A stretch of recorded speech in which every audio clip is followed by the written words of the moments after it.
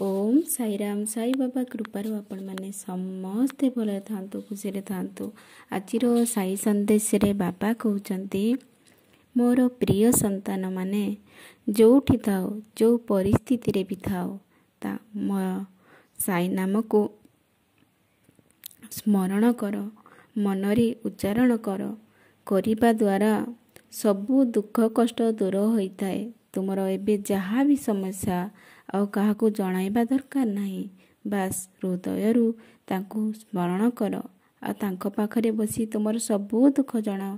देखिबो भगवान तम डाक निश्चय शुणिबे। से बहुत दयालु, जे हृदयरू स्मरण करे ना ता पाखरे सबू बेले थांती। व्यस्त काहींकि होउछ मोर छुआ, तुमे जम्मा धैर्य धरिकी रुह, व्यस्त होनी। तोर गटी गटी करी सबू बुझिबी, तुमे जम्मा चिंता करनी। भगवान को हाथ धरि नियो, से ताठारू केबे भी अलगा करिबोनी। दुख समय रे साथ दब, केही दियंती कि न दियंती केवल साई बाबा देबे, किंतु विश्वास रखिबा दरकार तांको उपरे। सुख समय रे समस्त को पाई परिबो। तेणु जी आमर दुखरे आमर साथी रे थिबे से ही आमर प्रकृत रे बंधु। आउ आम प्रकृत मित्र हेले किए जानिछ, से हेले आम मालिक आम साई बाबा। तेणु व्यस्त हुअनी, श्रद्धा रख, सबुरी रख, सबू काम रे सफल हबो। भगवान को प्रति मुहूर्त रे मने पकाओ।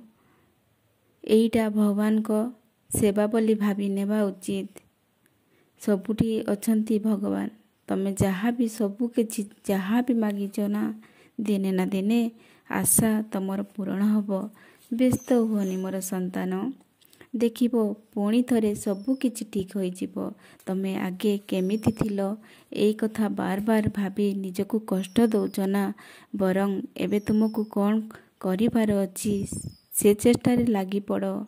तमे बहुत खुशी रे रहिबो। सबुठु बड़ कथा है कि तमे प्रथमे निजे निजको भल पाइबा दियो। कौनसी निष्पत्ति नेबा आगुरु ठाकुर को कहिकी, साई बाबा को कहिकी, मालिक को कहिकी थरे भाबिकी चिंता करिकी कर। एइटा आगुकू भल हबो कि खराब हबो, देखिबो सबू काम तुमर सुरखुर रे हेइ जिवो। आ बहुत खुशी रे रुह। तुमर मंगल हो। ओम साईराम।